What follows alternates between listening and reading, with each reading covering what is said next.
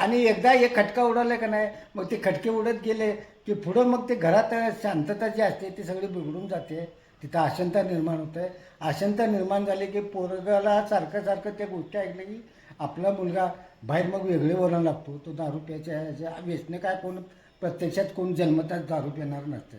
त्याला प्रसंगानं व्यसन लागलेलं असतं.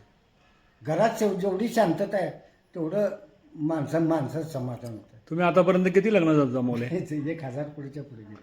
हो आणि का? चांगल्याचे अगदी अखिल भारतीय अध्यक्ष, महाराष्ट्र अध्यक्ष यांच्या सगळ्यांची मी लग्न. पण मुलीवाल्यांनी मुलाचं लग्न जमवताना म्हणजे मुली बघाने तर स्थळ कसं शोधायचं म्हणजे मुलाकरता म्हणजे काय काय गोष्टीची दक्षता घेतली पाहिजे मुलीबद्दलचे पहिले बघताना आहे ना, मुलगी आपली श्रीमंत पाहिजे ह्याला फाटा द्यायचा.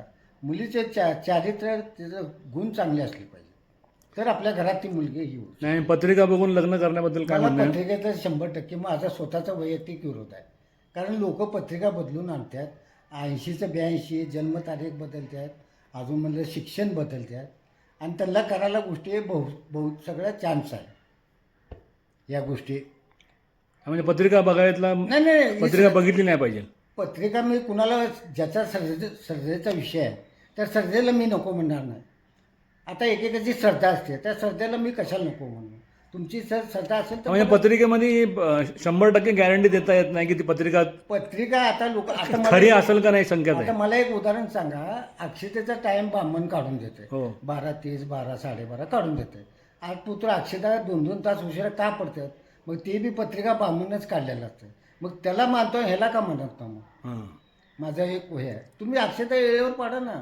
मग ब्राह्मणानेच काढलेली असते ना पत्रिका बी, तुमची कुंडली पण सगळी काढलेली असते. मग अक्षता 2-2 तास तुम्ही अक्षता उशिरा करतात आणि बरेचसेच पाहुणे कंटाळून जातात. तुम्हाला वाटतं एक पाहुणे तुमचं नुसतं तुम्हाला तोंड दाखवतात आणि जेवत सुद्धा नाही तसं जाते. तुमचा स्वयंपाक तसंच राहते.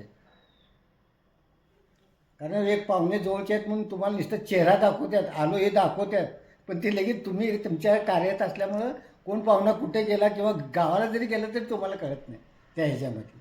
तर माझं म्हणणं काय, शक्यतो अक्षता वेळेवर पाडा. आणि आज कोण लोक जेवण्यासाठी ह्याच्यासाठी थांबलेले होते. प्रत्येकाला काम असतं. काम झालं की आपलं एक तर राहायची सोय नसते, काय नसते, ते आपल्या कामाला जायसाठी बसतात. एवढं आहे बघा.